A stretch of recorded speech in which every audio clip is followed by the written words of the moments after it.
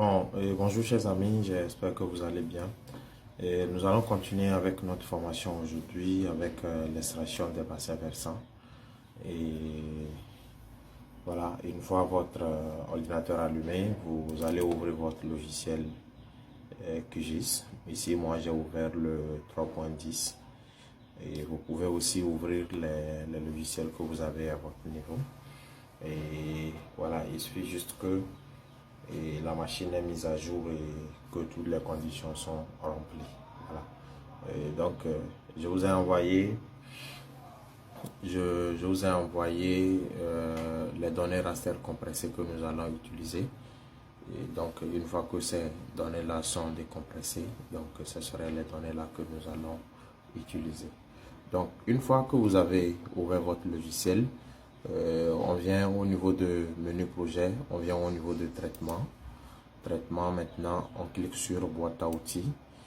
Et c'est avec boîte à outils que nous allons faire l'extraction de notre bassin versant. Voilà, une fois notre boîte à outils activée, nous allons partir au niveau de menu couche et ajouter couche. Nous allons ajouter couche raster. D'accord? Nous allons parcourir comme on a l'habitude de le faire. Et puis nous allons chercher nos données. Donc je vous ai envoyé les données. Et je vais ouvrir celui-là. D'accord? Je vous ai envoyé les trois images. Et pour ceux-là qui en auront besoin de plus d'images, vous pouvez m'inboxer. Et je vais vous envoyer aussi des racers que vous pouvez utiliser avec le temps. Voilà, donc nous allons ouvrir. Et j'ai ouvert l'image. Maintenant, je vais l'ajouter comme on a l'habitude de faire avec les racers ordinaires. Et maintenant, je vais fermer. Maintenant, vous voyez ici on vient d'ajouter notre raster. Voilà, nous venons d'ajouter notre raster. Et pour commencer maintenant avec l'extraction, on vient au niveau de boîte à outils. Il y a notre barre de recherche. On va écrire dedans Fill Skin. C'est en anglais. Fill, c'est F-I-D-L, Skin. Donc, il y aura beaucoup qui vont apparaître. Mais nous allons prendre le premier, le Fill Skin XXL, entre parenthèses Wang Eli. Donc, nous allons juste double-cliquer sur ça. Et une fois que ce paramètre s'exécute, nous allons venir ici au niveau de là où ils ont écrit minimum slope. C'est écrit 0,1. Nous allons mettre 0,8.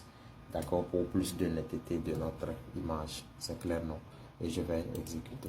Maintenant, quand on va lancer ce processus-là, ça peut prendre un tout petit peu de temps avant que notre raster ou notre algorithme ne s'exécute. Ça peut prendre quelques minutes. Ça dépend des machines. Ça peut prendre de 1, 20, ainsi de suite. Donc, une fois lancé, on va juste espérer que notre processus ou notre algorithme s'exécute. Voilà, voilà, vous voyez un peu. Donc, on va espérer que ça s'exécute. Voilà, et puis notre algorithme s'est exécuté, c'est clair, ça vient de s'exécuter. Donc, on va juste fermer. Et puis, je vais venir ici décocher mon MNT de départ. Et ça va nous rester le fil DEM. Quand on exécute le fil skin, on va obtenir le fil DEM. C'est bon? Quand on exécute le fil skin, on obtient le fil DEM. Maintenant, sur le fil DEM, nous allons faire le channel. Donc, vous allez toujours revenir au niveau de recherche, puis vous allez écrire channel. Donc, ça va venir channel, network and draining bassin.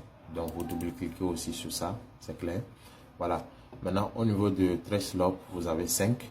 Donc, vous décochez le flow direction. Vous décochez aussi le flow accumulation. Vous décochez aussi le stride loop. Vous laissez drainage bassin. Vous laissez channel. Et puis, ouvrez le fichier en sortie après l'exécution. Vous le laissez aussi. Vous décochez le dernier, ce qu'on appelle le jonction. Nous allons le décocher. C'est clair, non? Et puis, nous allons exécuter. Là aussi, ça peut prendre quelques temps, 20 secondes, 30, 1 minute, ça dépend. Donc, on va juste espérer que l'algorithme s'exécute. Voilà, voilà.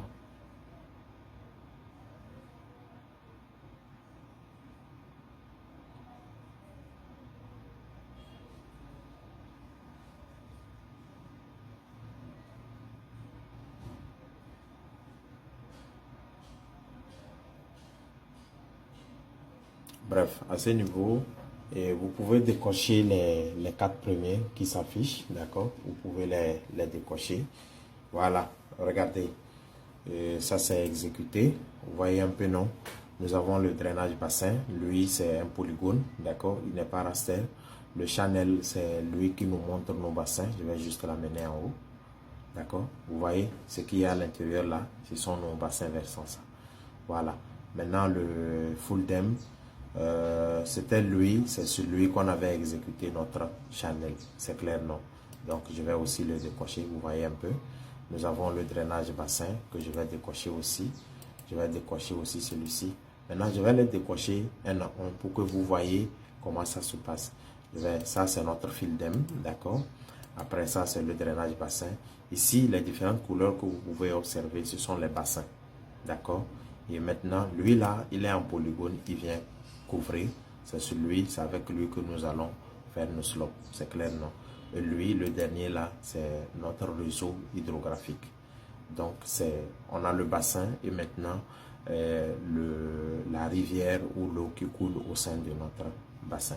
Voilà, donc nous allons nous arrêter ici et revenir dans notre seconde vidéo pour nous montrer comment est-ce qu'on fait pour extraire notre bassin, pour sélectionner un bassin que nous allons étudier avec toutes ses caractéristiques. Donc, pour rappel, on est passé du MNT au début ici. Après, on a fait le fil skin et on a obtenu le fil dem. Après, on a fait le channel et on a choisi ce que nous voulons garder. Et puis, nous avons le channel, nous avons le drainage bassin. Et puis, nous avons aussi, ici, nous avons 2 drainages bassins, dont un qui est en raster et l'autre qui est un polygone.